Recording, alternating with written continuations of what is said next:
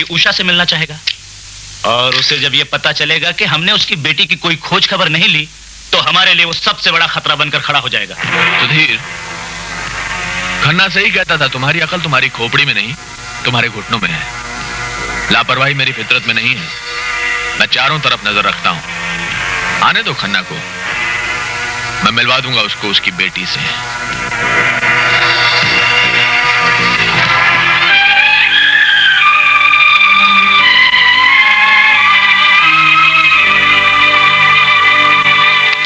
क्या हुआ था मेरी बेटी को?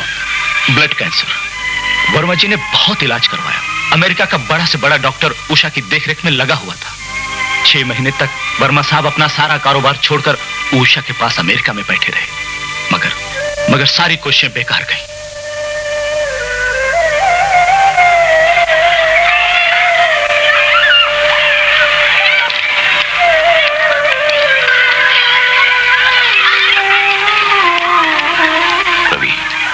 सॉरी खन्ना, मैं तुम्हारी अमानत तुम्हें लौटा नहीं सका। नहीं रवि, दुनिया में बुरे धंधे करने वाले अच्छे इंसान होते हैं, ये सिर्फ सुना ही था। आज अपनी आंखों से देखकर यकीन भी हो गया। जिन हालात में तुमने मेरी बच्ची के साथ इतना कुछ किया, उतना तो शायद मैं भी नहीं कर सकता था। रवि, तुम्हारे एहसानों ने मुझे खरीद लिया है, और आज के बाद ये खन्ना तुम्हारे हर इशारे का गुलाम है। नहीं खन्ना, तुम मेरे भाई हो, मेरे दोस्त हो, और भाई भाई का गुलाम नहीं होता। आओ चले।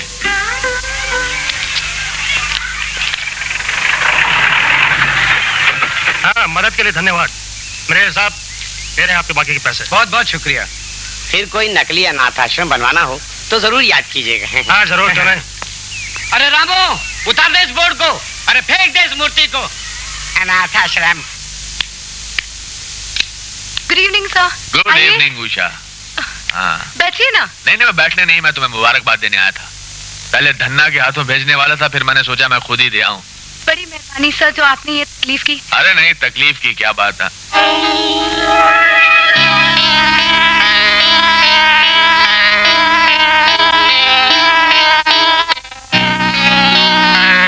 धन्ना बहुत तारीफ कर रहा था तुम्हारी। कह रहा था कि जब से उषा ने होटल ज्वाइन किया है, फ्लोर की डिमांड बढ़ गई है और कलेक्शन भी काफी बढ़ गया है। Good, very good. ये तो आप लोगों का बड़पन है, वरना मैं। सर, शो का टाइम हो रहा है, आप बुरा ना माने तो मैं जरा तैयार हो जाऊं। Sure sure. उषा, याद है आज से कुछ दिन पहले तुम मुझसे अपने किसी रिश्तेदार की नौकरी के लिए 25,000 रुपया मांगने आई थी। फ्रॉक पहने हुए, बिल्कुल गुड़िया जैसी लग रही थी, टागर की तरह गंभीर। दरअसल मेरी प्रॉब्लम क्या है कि तुम जैसी लड़कियां मेरी कमजोरी है, इसलिए मैं अपने आप को रोक नहीं पाया और 25,000 रुपया दे दिए तुम्हें। लेकिन आज जिस रूप में तुम्हें देखा है, आग का शोला, दहकता हुआ अंगारों। शर्म आनी चाहिए आपको। मेरी उम्र की आपकी एक बेटी है, अगर उसके साथ कोई ऐसा सलूक करे तो। खबरदार, जो मेरी बेटी के बारे में कुछ कहा तो उसकी बराबरी करती है। उसमें और तुझमें जमीन आसमान का फर्क है। अगर तू अपने आप को 25,000 में बेच सकती है ना, तो तुझ जैसी 25,000 नौकरानियां रख सकती है मेरी बेटी। बिल्कुल सही है। तुम रईस बाप की बेटी हो तो इसका मतलब ये नहीं कि तुम्हारी हर बात को सही मान लिया जाए। अरे एक बार कह दिया कि मुझे प्यार व्यार इश्क विश्क में कोई दिलचस्पी नहीं है तो नहीं है। तुम्हें मुझसे प्यार तो है, मगर पता नहीं क्यों उसे जुबान पर लाते हुए डरते हो। लड़कियां कोई और गलती भले ही कर जाए, मगर आंखों की भाषा समझने में कभी गलती नहीं करती।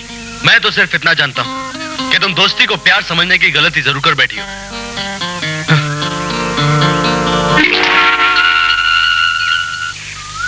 चोर चोर पकड़ो चोर।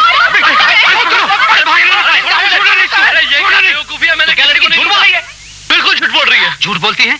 अबे जानता है किसकी लड़की है? शहर के मशहूर रईस वर्मा जी की बेटी है। तेरे जैसे तो कितने का यहाँ नौकर हैं, फिर इन्हें झूठ बोलने की क्या जरूरत है? आके ये सुधा जी, इसने आपके पैसे चुराए हैं? नहीं, उससे भी बहुत कीमती चीज है। तो कैसे और चुराया है? उससे भी महंगी चीज है। तो फिर क्या कोई सामान चुराया? नहीं, बहुत नायाब चीज चुराई है। तो फिर चुराया क्या है? इसने मेरा दिल चुराया है। तेरी ये तो दिल मेरी नींद चुराई है, मेरा चैन चुराया है। अब हो गई तसल्ली, अब मैं चलूं?